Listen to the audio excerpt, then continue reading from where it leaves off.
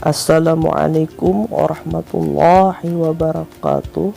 Bismillahirrahmanirrahim. Pembelajaran hari ini yaitu tentang ketentuan sholat Jumat.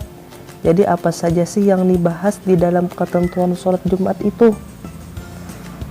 Jadi yang dibahas itu ialah tentang syarat wajib, syarat sah dan halangan sholat Jumat, membahas khutbah Jumat, rukun, syarat sunnah, kemudian membahas sunnah dan adab sholat Jumat, kemudian membahas hikmah sholat Jumat.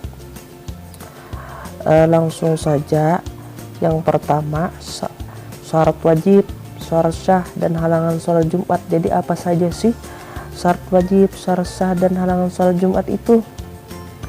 Jadi syarat wajib itu yang pertama adalah Islam.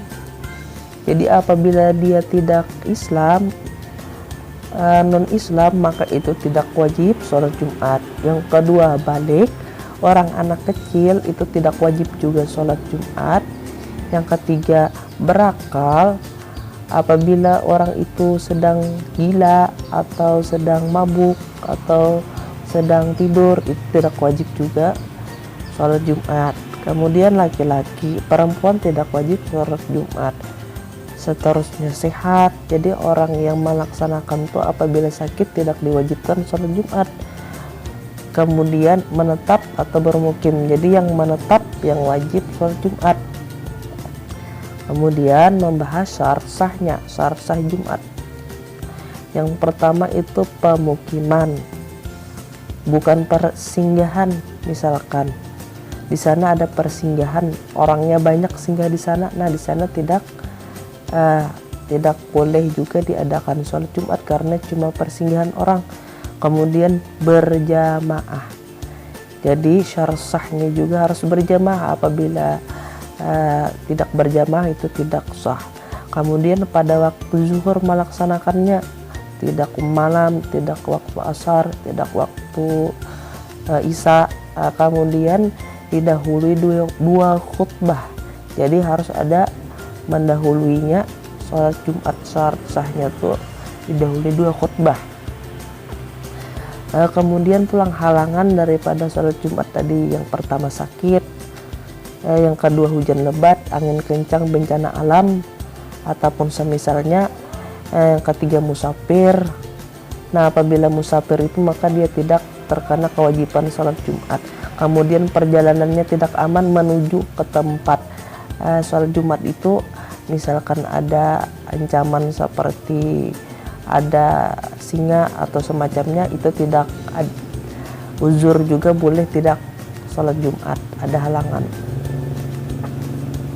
Kemudian membahas khutbah Jumat, rukun, syarat sunnah. Jadi apa saja itu rukun, syarat sunnah khutbah Jumat tuh?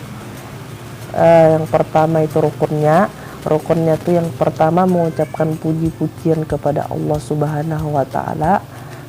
Yang kedua membaca salawat atas Nabi. Yang ketiga mengucap dua kalimat syahadat. Yang keempat berwasiat, bernasihat. Yang kelima membaca ayat Al-Quran pada salah satu dua khutbah. Yang keenam berdoa untuk semua umat Islam pada khutbah yang kedua.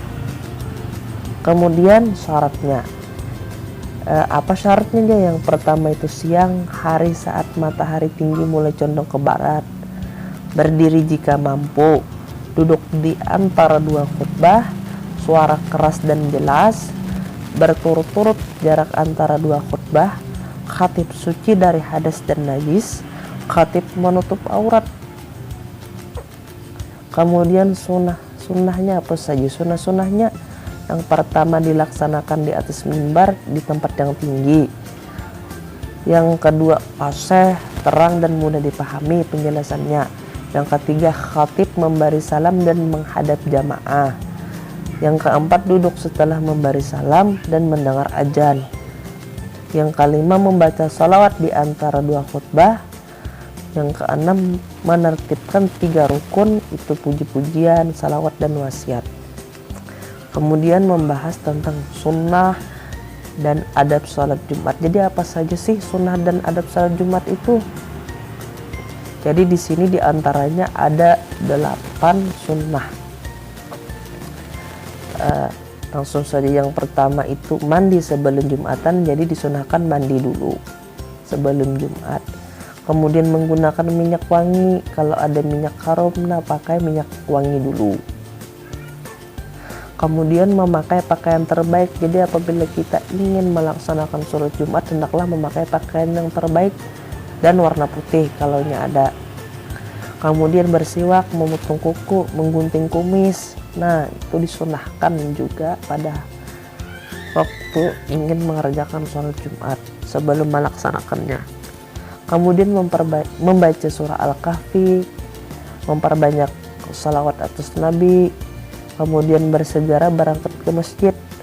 Yang terakhir, perbanyak doa dan zikir.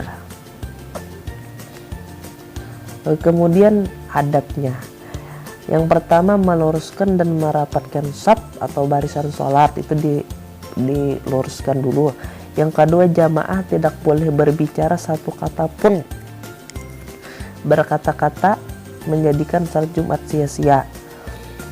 Jika engkau berkata pada sahabatmu pada hari Jumat, diamlah dan khatib sedang berkhutbah, sungguh engkau telah berkata sia-sia. Hadis riwayat Bukhari Muslim. Dalam hadis lagi, barang siapa yang berbicara pada saat imam khutbah Jumat, maka ia seperti keledai yang memikul kitab. Sedangkan yang mengingatkan orang untuk diam, maka tidak sempurna sholat Jumatnya. Hadis riwayat Ahmad. Yang terakhir, hikmah sholat Jumat. Jadi apa saja sih hikmahnya sholat Jumat? Hikmah sholat Jumat yang pertama itu memuliakan hari Jumat. Yang kedua itu menguatkan silaturahim antara umat muslim. Yang ketiga adalah mendapat berkah dari Allah Subhanahu wa Ta'ala. Yang keempat, menambah semangat bekerja. Yang kelima, melipat gandakan pahala kebaikan. Yang keenam, membiasakan diri untuk disiplin terhadap waktu. Nah, mungkin itu saja pembelajaran hari ini. Akhirul kalam. Assalamualaikum warahmatullahi wabarakatuh.